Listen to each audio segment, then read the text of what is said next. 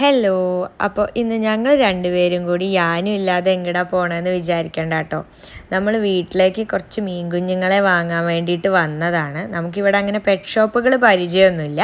അപ്പോൾ നമ്മൾ കണ്ടൊരു പെറ്റ് ഷോപ്പിൽ നിന്ന് കുറച്ച് മീനുകളെ വാങ്ങിയിട്ടുണ്ടായിരുന്നു. പോരണ വഴിക്ക് അവിടെ തന്നെ ക്യൂട്ടായിട്ടുള്ള 2 പേർഷ്യൻ കാറ്റിനെ കണ്ടു. നമുക്ക് പിന്നെ എപ്പോഴെങ്കിലും വാങ്ങിക്കാം.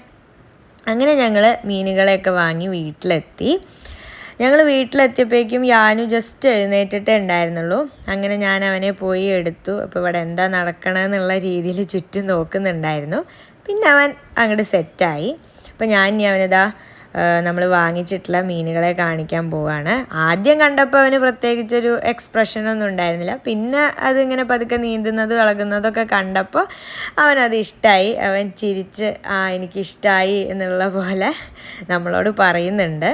അങ്ങനെയാണ് നമ്മൾ അവൻ്റെ ഇഷ്ടങ്ങളൊക്കെ കണ്ടുപിടിക്കുന്നത് കേട്ടോ. അങ്ങനെ ഏട്ടൻ ബൗളൊക്കെ ക്ലീൻ ചെയ്ത് കൊണ്ടുവന്നിട്ടുണ്ട്. നമുക്ക് ഓൾറെഡി വീട്ടിലൊരു ഫിഷ് ബൗളുണ്ട്. അതിൽ നമ്മൾ മണി പ്ലാന്റിനെ ഇട്ട് വെച്ചിട്ടുണ്ടായിരുന്നു. സോ അതിലേക്കാണ് നമ്മൾ നമ്മുടെ ഗപ്പിയും സീബ്രയൊക്കെ വാങ്ങിയിട്ടുള്ളത്.